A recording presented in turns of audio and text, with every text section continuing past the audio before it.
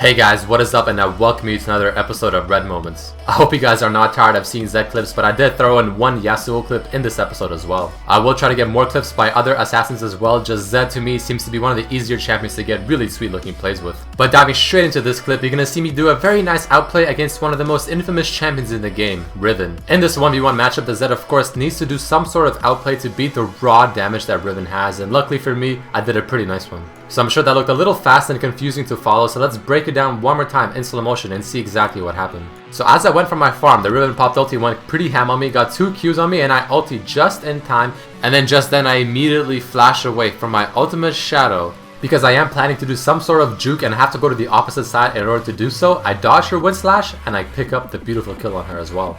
Alright, so I promised you guys one Yasuo clip, and this is going to be a very interesting one showing how mobile Yasuo can be and just how good he can be at escaping. So in this clip I was laning against an Annie in the middle lane, and the double buff Lee Sin does come in to try and gank me. A lot does happen in this clip, but first off I put the ward down so I can get vision on them. I pull the minions not only to get my Q stacks up but also to prevent Lee from potentially getting his own Q on me. There I see that Annie is on the other side thanks to my ward waiting for me to flash over, so I'm just kind of chilling in this area fighting the Lee 1v1, forcing the Annie to come over here and assist him. The second she does, I E on her, flash over the wall, and then as the Lee Sin flashes and Qs me, I pop the wind wall, pretty much expecting his flash Q and get away safely. So that was definitely quite intense, especially in the heat of the moment when it was actually happening. But let's go through that one more time, because I do want to analyze a few very key points. So the first thing of course is the ward that I placed earlier. This ward helped tremendously to see the positioning of Annie and also pulling the raids to stop the Lee Sin from potentially queuing on me and also getting my Q stacks up faster. Now this is the part where I see that the Annie, thanks to the ward, is chilling on the other side. As you can see, I was about to head over there. I see the Annie's there thanks to my ward, so I don't run there anymore.